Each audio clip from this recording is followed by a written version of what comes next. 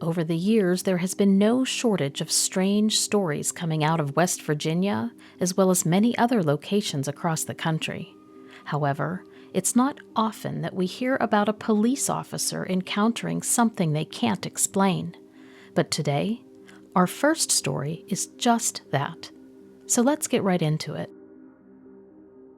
In 1988, I was working as a police officer in southern West Virginia. I had just come off night shift and was headed home, and this day I decided to take a different way home so I could see the sunrise over the mountains. The area where I lived was in the very southern part of West Virginia, near the Kentucky border, about 20 miles from Blacksburg, Virginia. The area is heavily wooded and has small farms interspersed throughout it. There were no large open areas or hills as far as the eye could see. On my drive south, there were patches of fog everywhere that day, even though it was starting to get light out. So as I approached a sharp curve in the road ahead of me, something caught my attention on the other side of the highway at about 100 yards in the distance. It was standing next to an old farmhouse's driveway entrance, which led into a field behind it. I slowed down to get a better look and realized I was looking at a large black dog. It was very tall with long legs and had its head down as if sniffing the ground. Its back was arched slightly as it stood there. I thought maybe someone's dog got loose and wandered onto the highway, which did happen often. But as I got closer to it, I noticed that its right shoulder was hunched up higher than the rest of its body. At first, I thought maybe it had hurt itself, but wondered if this was maybe just how it stood naturally.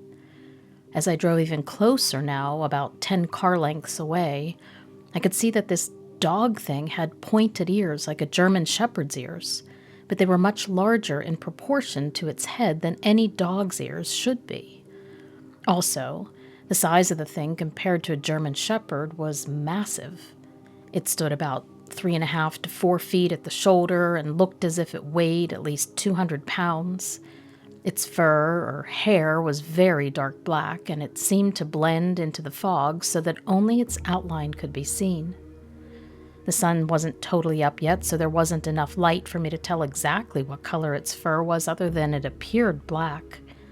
I passed it by slowly and noticed that it never once lifted its head from where it sniffed on the ground.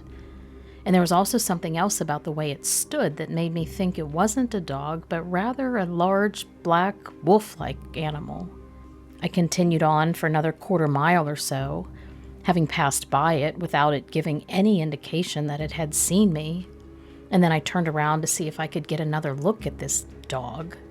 By now, the fog had lifted a bit, and the sun was beginning to rise over the mountains in front of me.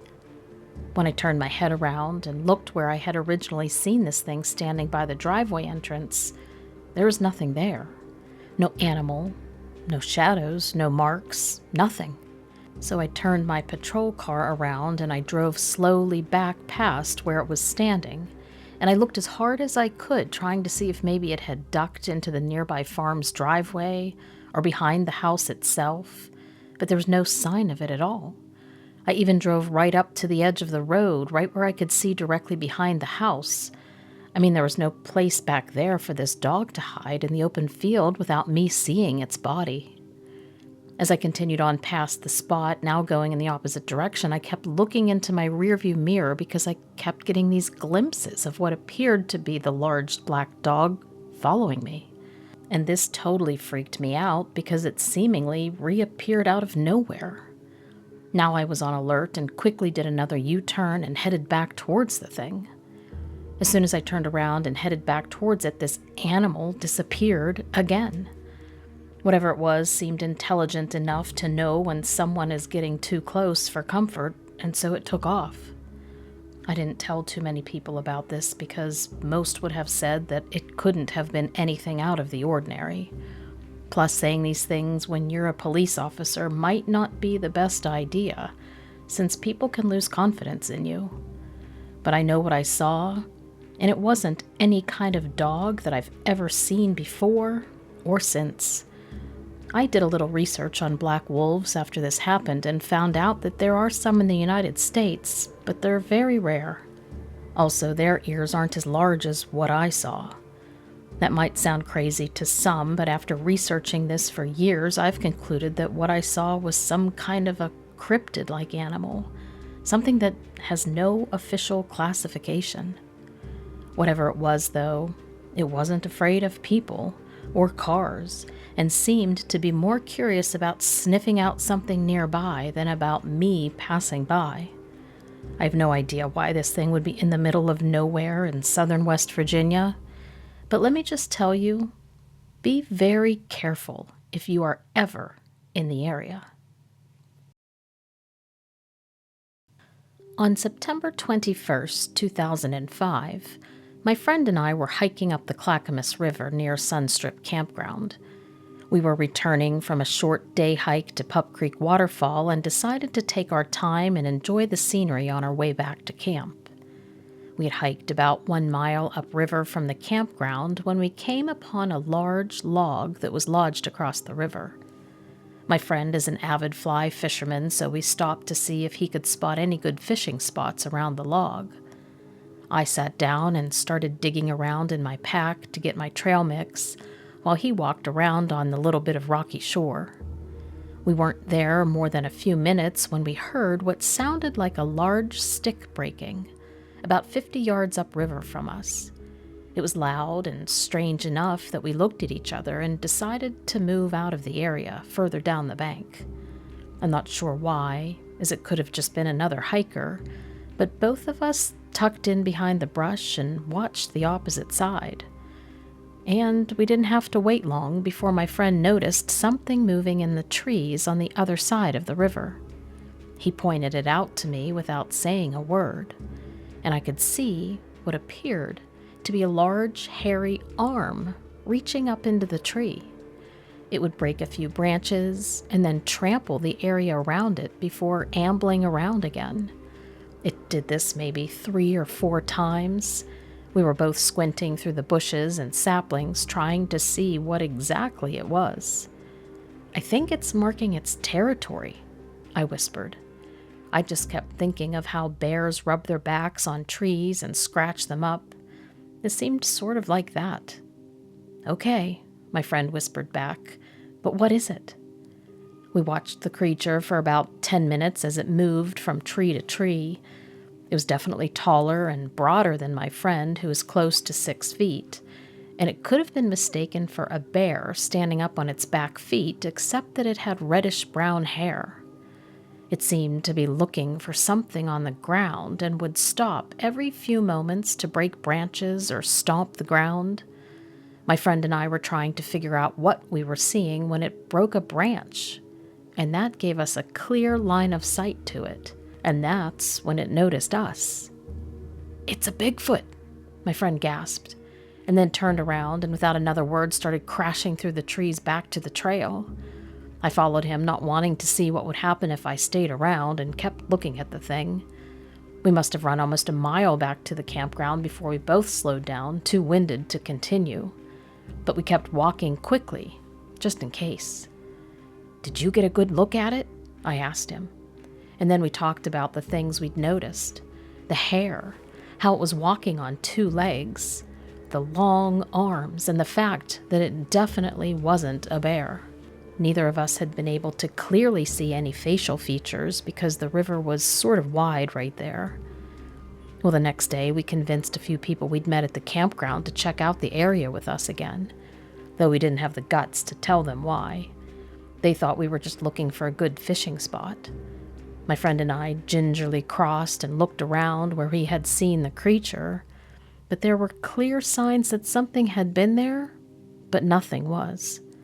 Aside from the broken branches that we'd heard snapping, the bank was pretty wet too, and we could see deep footprints. The prints were a little malformed after a full day in the elements, but we both knew what we were looking at. Once we'd had time to calm down after seeing it the day before, we both felt more intrigued. And now, when we hike, we usually invite a few friends, but we also keep an eye out. I wouldn't mind seeing something like that again, to be honest, to get a better look at it and determine if it really was a Bigfoot, like my friend said. At the time this happened, my husband was a trucker and was working long weeks. He was usually gone 2 to 3 days at a time back then, so it was just me and our 2 dogs alone at home. We had bought a great cabin right at the edge of the Okanagan-Wenatchee National Forest after getting married. On this particular day, I was going to be home alone for another 2 days when I decided to take my dogs for a walk down by the stream in the backyard. It's only a few hundred feet away from the back door, so it's nice to get them out in summer. We live on a pretty quiet road, the dogs are well behaved, so I had them off leash. We walked down the backyard and I sat on a log to watch them play in the water for a while. And then after about 20 minutes, I noticed that they had stopped playing, and they were just sitting at the edge of the water, staring upstream. Our nearest neighbor's almost 15 miles away, so I thought maybe it was a deer or another animal that caught their attention. A few minutes later, my older dog got up and started sniffing around like he was trying to pick up a scent trail. He kept sniffing around for a while before he took off running up the stream. And then about 5 minutes later, he came running back down towards me. But then he stopped about 50 feet away and just sat there looking back upstream again. My younger dog was now sitting on the log with me, but he started whining. He's always been nervous in general, but this was unusual. It got my attention. I decided that it was time for us to head back home since neither of them were interested in playing anymore and something was distracting them, which was worrisome. As we were walking back up the hill to the house, I noticed something now moving through the trees on the other side of the stream, maybe a quarter mile from where we had been sitting. From that far away, it looked like a very large man wearing camo clothes, moving slowly through the trees along the edge of a clearing in the forest. But it didn't really move like a human. It's hard to explain, but the arms and legs looked longer than usual. It didn't seem to notice us, and I kept watching it as best as I could while trying not to make any noise or move too quickly up the trail, as I didn't want it to notice us. The dogs both had their tails tucked between their legs, which was definitely concerning. We got up on the porch and into the house, but then the back door slammed behind us. I turned around to see if the thing in the woods turned its body in our direction. It had definitely heard the noise. I closed the main door and locked it, and then I went to a window quickly to look out. For a few minutes I didn't see it and thought that whatever it was gone further into the woods. But by this time both of my dogs were shaking badly and seemed terrified. It was weird that they weren't calming down, so after a few minutes I walked around and looked out each window again. This time, the thing was in our yard, and it definitely wasn't human. It was hidden a bit between 2 pine trees, but close enough that I could see what I thought was a camo outfit at first was actually brownish, dark-colored fur. It shifted from foot to foot, and I ducked back, afraid it could see me. My heart was now pounding. And then after what felt like an eternity, it finally turned and walked out into plain view right across from the back door.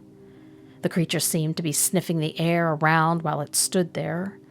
It was very tall, and it had broad shoulders and long arms.